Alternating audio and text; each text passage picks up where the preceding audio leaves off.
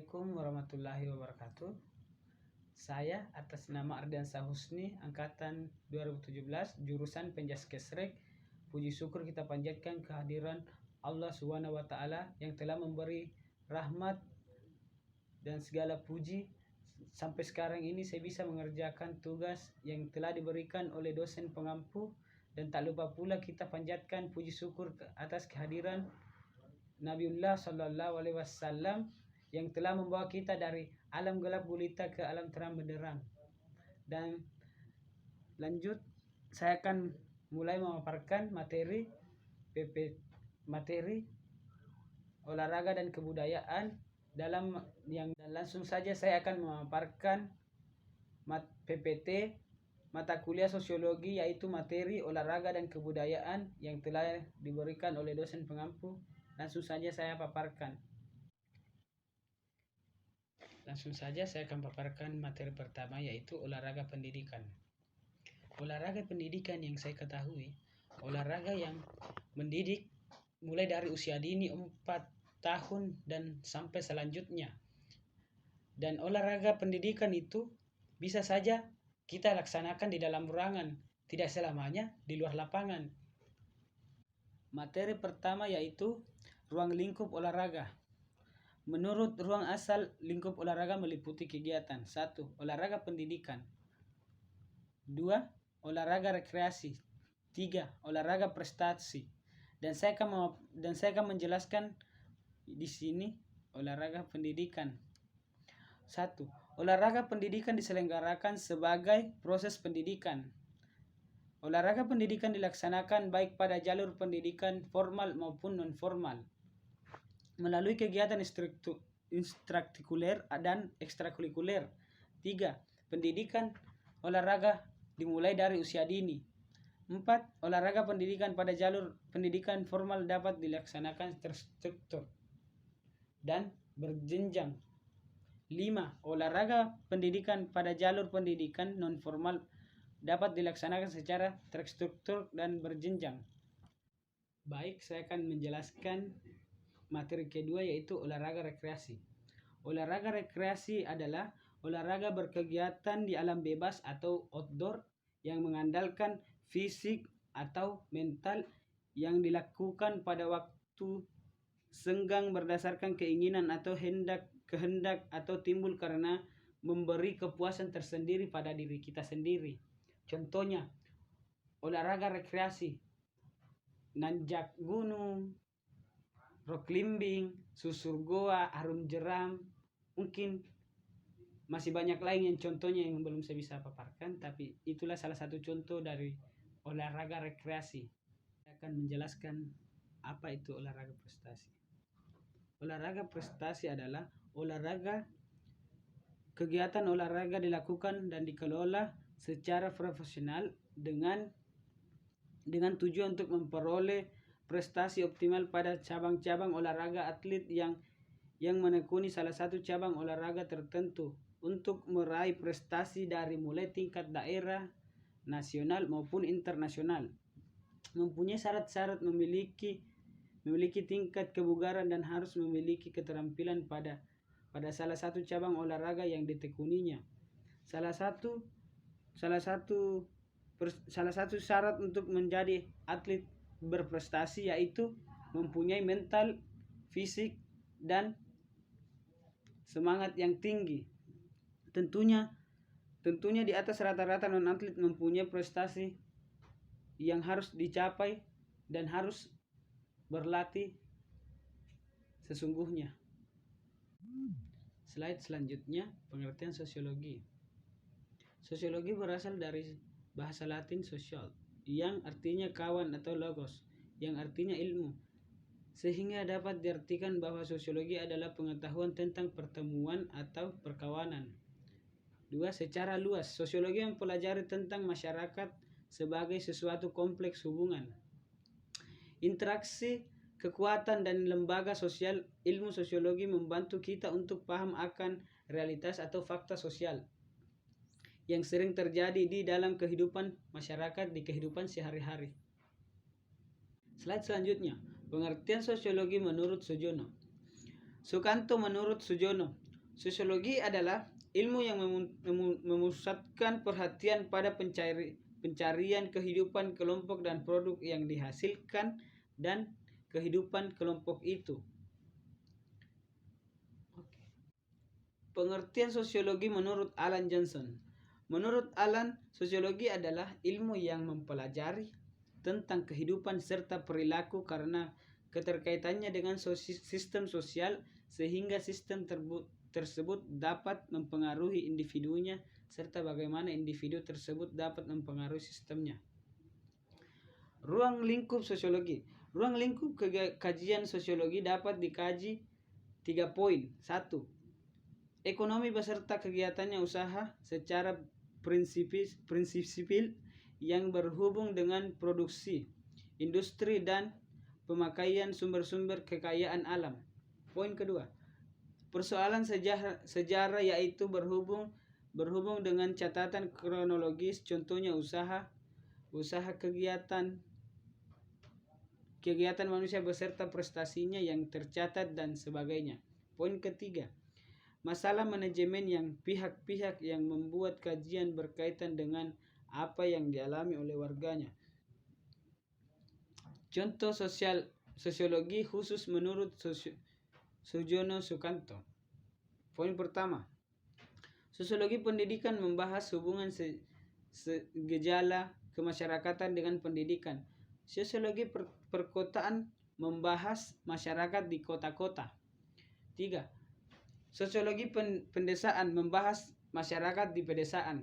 Poin keempat, sosiologi hukum membahas tingkah laku manusia dan masyarakat dalam kaitannya dengan hukum yang berlaku. 5. Sosiologi politik membahas masyarakat dalam hubungannya dengan politik. Poin ke-6, sosiologi industri membahas masyarakat dalam dunia industri. 7. Sosiologi membahas masyarakat di dalam membangun. Slide selanjutnya. Pengertian sosiologi menurut William Harburn dan Meyer F. Nimcoff. Menurut William dan Meyer, sosiologi adalah penelitian ilmiah terhadap interaksi sosial dan hasilnya yaitu organisasi sosial. Slide selanjutnya. Pengertian sosiologi menurut P.J. Bowman. Bowman adalah sosiologi adalah sebuah ilmu yang mempelajari hubungan sosial antara sesama manusia atau individu dengan kelompok serta kelompok yang bersifat perubahan sosial, lembaga sosial serta ide-ide sosial lainnya. Slide selanjutnya. Menurut Solo Suramat dan Sulaiman Sumardi, menurut Solo Sumarjan dan Solo Sulaiman, beliau berpendapat bahwa sosiologi sebagai ilmu masyarakat mempelajari tentang struktur sosial, yaitu membagi sesuatu keseluruhan jalinan sosial antara berbagai unsur-unsur sosial pokok seperti kaidah sosial, kelompok sosial, dan lapisan-lapisan olahraga dan kebudayaan. Olahraga dan bagian dari kebudayaan yang dikembangkan manusia. Dalam kebudayaan dikenal adanya 8 pranata yang masing-masing terdiri dari berbagai aktivitas kebudayaan, materi, dan juga gagasan yang melatar belakanginya. Lanjut, olahraga adalah aktivitas gerak manusia menurut teknik tertentu. Dalam pelaksanaannya terdapat unsur bermain, ada rasa senang, dilakukan pada waktu luang, dan kepuasan diri tersendiri. Poin-poin: berbagai unsur-unsur sosial politik pokok seperti kaidah sosial, kelompok sosial, dan lapisan-lapisan sosial dalam masyarakat. Sosiologi juga bisa memberi pelajaran tentang proses mempengaruhi timbal balik antara berbagai pelaku masyarakat. Slide selanjutnya. Sosiologi adalah ilmu yang mempelajari tentang hubungan dan mempengaruhi timbal balik antara berbagai macam gejala sosial, yaitu keluarga, moral, agama, hukum, dan ekonomi, dan sebagai berikut. Hubungan dan pengaruh timbal balik antara gejala sosial dan gejala non-sosial, biologis, geografis, dan sebagai berikut menjadi ciri-ciri umum jenis gejala-gejala sosial lain. Slide selanjutnya, ruang lingkup sosiologi. Sosiologi mempelajari struktur sosial yang meliput perubahan sosial. Ruang lingkup sosial lebih luas dari kebanyakan ilmu sosial lainnya karena mencakup hubungan individu dengan individu dengan lainnya, kelompok dan kelompok dengan kelompok di dalam masyarakat. Karena dasar penelitian sosiologi merupakan penggabungan data dari sebagai ilmu pengetahuan, maka ruang lingkup kajian sosiologi dapat dijadikan 3 sebagai berikut. Poin pertama, ekonomi beserta kegiatan usahanya secara prinsipil yang berhubung dengan produksi, distribusi, dan pemakaian sumber-sumber kekayaan alam. Poin kedua, persoalan sejarah, yaitu hubungan dengan catatan kronologis, contohnya usaha kegiatan manusia beserta prestasinya yang tercatat dalam sebagainya. Poin ketiga, masalah manajemen, yaitu pihak-pihak yang membuat kajian berkaitan dengan apa yang dialami warganya. Menurut Sujarto Sukanto, sosiologi mempelajari dan menyelidiki tingkah laku manusia pada umumnya dalam mengadakan masyarakat. 2. Sosiologi khususnya menyelidiki bermacam-macam sektor kehidupan bermasyarakat dari segi kehidupan tertentu. Slide selanjutnya, sosiologi olahraga. Kajian olahraga terhadap ilmu olahraga diawali dengan keterlibatan sosiologi sebagai salah satu ilmu yang dipelajari di dalam olahraga. Sosiologi dipaparkan sebagai dasar untuk memahami konsep-konsep sosiologi olahraga, khususnya berkaitan dengan proses sosial yang menyebabkan terjadinya dinamika dan perubahan nilai keolahragaan dari waktu ke waktu. Slide selanjutnya, definisi sosiologi. Definisi sosiologi terbagi menjadi 2. Poin pertama, sosiologi sosial. Sosial adalah dapat berarti kemasyarakatan. 2. Sosialisasi. Sosialisasi adalah sebuah proses penanaman atau transfer kebiasaan atau nilai dan aturan dari satu generasi dan ke generasi lainnya. Sebuah kelompok atau masyarakat. Sejumlah sosiologi menyebut sosialisasi sebagai teori mengenai peranan tersendiri. Slide selanjutnya, tipe sosialisasi. Poin pertama, formal. Sosialisasi tipe ini terjadi melalui lembaga yang berwenang menurut ketentuan yang berlaku di dalam negara, seperti pendidikan di sekolah dan pendidikan militer. 2. Informal. Sosialisasi tipe ini terdapat di masyarakat atau di dalam pergaulan yang bersifat kekeluargaan, seperti antara teman, sahabat, keluarga, dan teman lainnya, dan kelompok-kelompok sosial yang ada di dalam masyarakat. Proses sosialisasi. Agen sosial. Agen sosial adalah guru, pelatih, teman sejawat, anggota keluarga, dan atlet ternama. Poin kedua, situasi sosial. Faktor lain yang mempengaruhi terhadap partisipasi dalam olahraga dan keterampilan berolahraga ialah lingkungan fiskal di mana kegiatan bermain atau berolahraga dilakukan mana saja. Sosiologi olahraga merupakan sosiologi terapan yang dikenakan pada olahraga sehingga dapat dikatakan sebagai sosiologi khusus yang berusaha menaruh perhatian pada permasalahan olahraga. Dalam kebudayaan, setiap aktivitas manusia tersebut bermakna. Umat Hindu Bali bersembahyang di pura, orang Kristen berbaktian di gereja, dan juga pemeluk Islam menjalankan ibadah sholat 5 waktu, tentu ada maknanya. Aktivitas olahraga dalam budaya. Masa Yunani kuno, olahraga dalam fungsinya yaitu sakral tidak hanya dimonopoli oleh orang-orang Yunani kuno. Masyarakat Aztec di Amerika Tengah juga mengenal kegiatan seperti sepak bola, yaitu diadakan di ruang terbuka di tengah kuil mereka.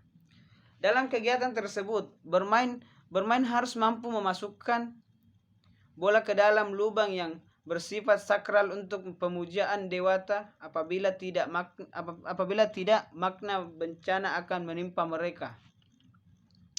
Beberapa fungsi olahraga berkembang di Nusantara pada masa silam.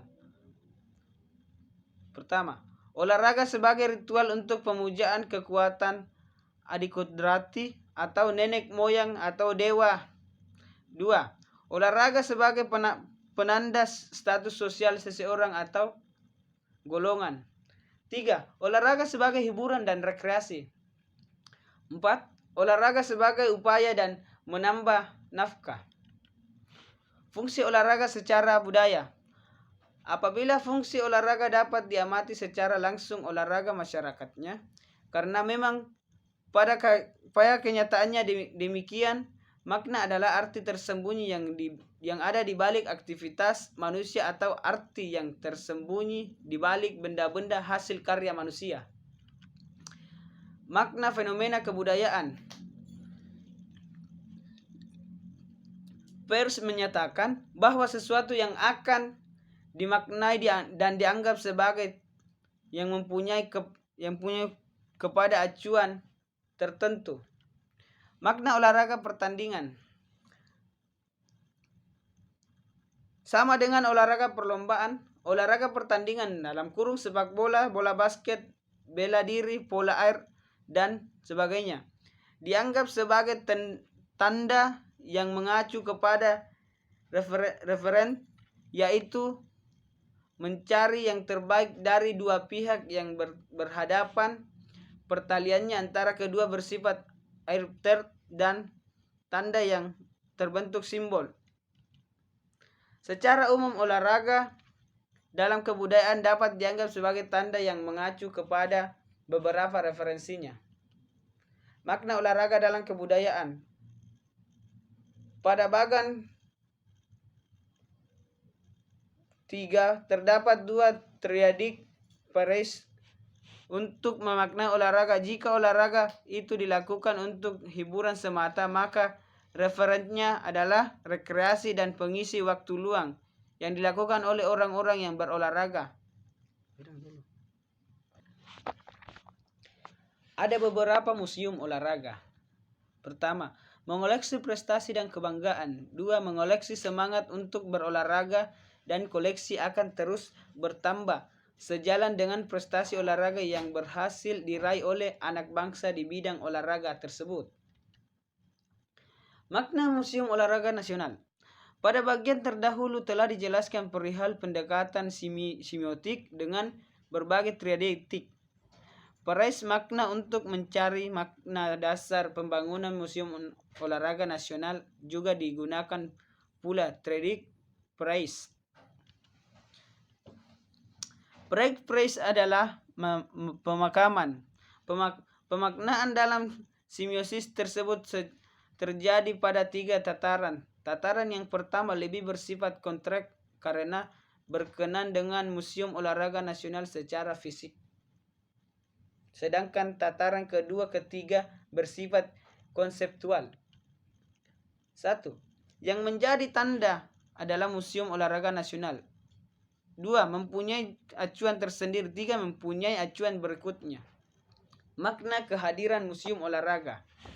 Makna sebenarnya dari kehadiran museum olahraga tersebut di tengah masyarakat Indonesia dewasa, pemberian maknanya adalah dengan cara membaca tanda pertama Museum Olahraga Nasional sebagai simbol dari acuan terakhir, yaitu kejayaan bangsa. Jadi Museum Olahraga Nasional tersebut didirikan sebagai simbol dari kejayaan bangsa di bidang olahraga. Itulah yang menjadi makna sebenarnya dari Museum Olahraga Nasional. Simbol kejayaan bangsa di bidang olahraga, museum tersebut harus mampu menyempurnakan diri dari berbagai penataan, tidak hanya penataan fisik museum yang beberapa gedung tata pamer dan koleksinya, namun juga penataan konseptual yang melatar belakangi tata pameran, pengajian, dan koleksi dan pengembangan sumber daya manusia. Itulah tadi PPT yang saya paparkan. Saya Ardiansa Husni, angkatan 2017, jurusan Penjaskesrek. Mohon dan kurangnya, apabila ada kesalahan dari pemaparan tadi tersebut, mohon dimaafkan. Wabillahi wal taufiq wal hidayah. Assalamualaikum warahmatullahi wabarakatuh.